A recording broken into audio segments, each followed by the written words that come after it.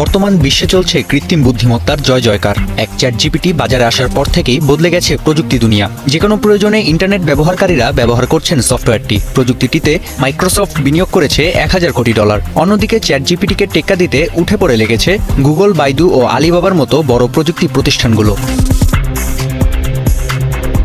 চ্যাটজিপিটির মতো artificial intelligence বা কৃত্রিম বুদ্ধিমত্তার গডফাদার হিসেবে বিবেচনা করা হয় ডক্টর জিওফ্রে হিন্টনকে।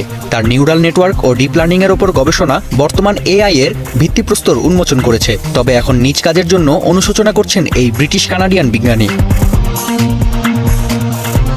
সম্প্রতি দ্য নিউ ইয়র্ক টাইমসে দেয়া এক সাক্ষাৎকারে হিন্টন বলেন, কৃত্রিম বুদ্ধিমত্তার অপব্যবহার করছে সমাজের একাংশ। এতে বিশ্ব এমন এক জায়গায় যাচ্ছে যেখানে সত্য মিথ্যার তফাৎ খুঁজে বের করা ধীরে ধীরে কঠিন হয়ে পড়বে। এমনকি কিছুদিন পর মানব মস্তিষ্কের চেয়েও বেশি তথ্য ধারণের ক্ষমতা অর্জন করবে চ্যাটবট, যার কারণে মানবজাতির অস্তিত্ব হুমকির মুখে পড়বে বলে আশঙ্কা তার। We're biological systems, and these are digital systems. And the big difference is that with digital systems, you have many copies of the same set of weights, the same model of the world. And all these copies can learn separately but share their knowledge instantly. So it's as if you had 10,000 people, and whenever one person learned something, everybody automatically knew it. And that's how these chats can know so much more than any one person.